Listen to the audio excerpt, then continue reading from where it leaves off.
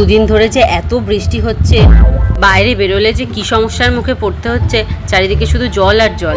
দুদিন ধরে কি বৃষ্টিটাই না হচ্ছে, আমাকে স্কুলও যেতে হচ্ছে না, আর মা অফিস চলে যাচ্ছে, আর আমি ঘরে বসে বসে টিভি দেখতে পাচ্ছি।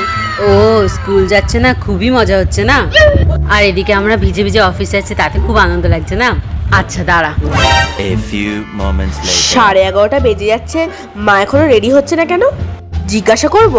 না না বাবা, মা এখনো রেডিই হচ্ছে না কেন? 12টা তো বাজতে যায়।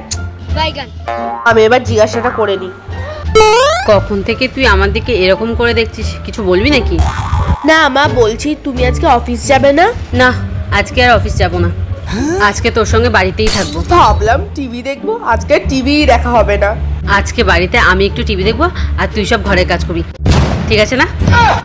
মা আমি কাজ করব? আজকে দিনটাই নষ্ট।